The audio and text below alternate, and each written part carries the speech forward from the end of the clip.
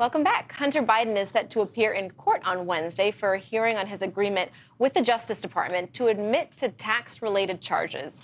It's not clear whether this plea deal will end the federal investigation into the president's son, but it certainly is not stopping GOP lawmakers from continuing to investigate the president's family. Hunter Biden's former business partner is set to appear before the House Oversight Committee next week. I want to bring in our panel, and if Julia, may I start with you? I was watching Sunday political shows. Don't Tell My Friends, a little bit nerdy.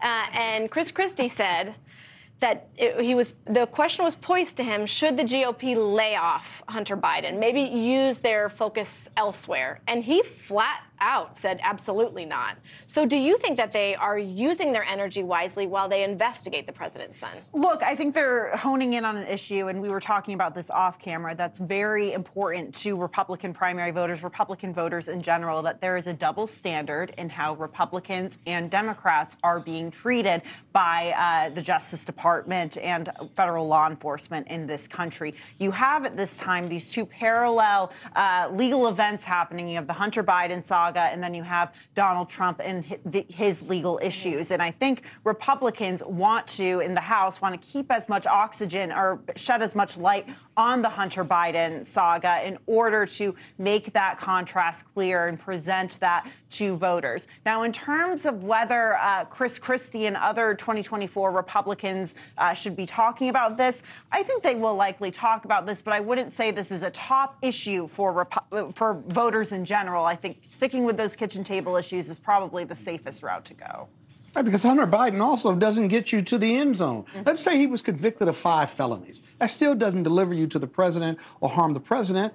Every parent out here has a problem child, or a lot of them do, quite frankly. No kids are perfect, and he was a drug addict, if you will. I think the Republicans are trying to keep this in the atmosphere because Donald Trump has lots of indictments and probably 71 felonies, going to have more later this week, and maybe by the end of August even more and stuff. But it's a false comparative. Maybe not to the GOP voters, but it's a false comparative to everyone else. When Donald Trump showed up at a presidential debate in 2016 with the women who had accused Bill Clinton of serious misconduct, of serious sexual misconduct, I thought, this is a crazy stunt. This is not going to work. These are two different things. Donald Trump's problems are different than that.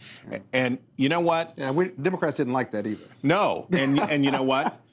Creating the perception, and Jim Comey helped Donald Trump enormously on this, man. But creating the perception among voters, everybody here is corrupt, everybody here is crooked, they're all on the take, they're all bad. That's what Trump wants. That's the narrative that Trump can, in which he can win, which is to say everybody here is a criminal. So, as you said before, Mark, why not take the criminal who will bring down gas prices? And I do think the one issue, though, that you're talking about the nominee, the nomination. Okay? People have a different. I think that people have a slightly different standard. If they could actually draw the lines, and they haven't drawn it yet, Scott, but if they could draw the lines where the president actually benefited to the tune of millions of dollars while he was vice president of the United States, then I think that changes the narrative. People have a different set of standards for that than we don't like your tweet, we didn't like whatever it is that you happen to say.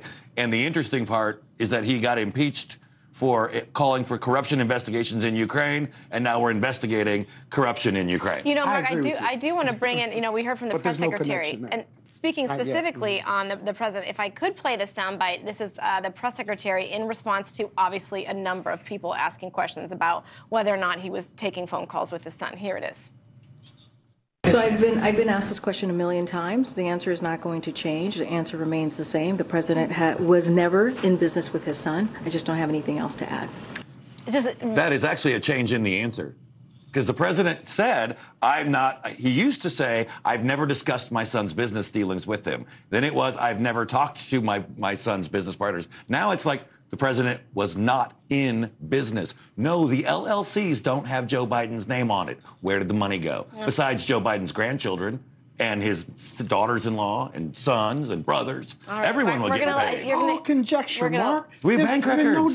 There's been no direct connections. Bank records are there. Well, then why didn't the GOP prosecutor appointed by Trump indict Hunter Biden? He wasn't allowed to. Oh, that's what we saw the whistleblower say last week. I would love to hear. We could do a whole show. What another thing? Yeah, but I have to get Olivia. We're gonna exit. We'll let you two just handle it. Thanks for watching. Go to newsnationnow.com to find News Nation on your television provider. And don't forget to subscribe. Click the red button to get more of News Nation's fact-driven, unbiased coverage.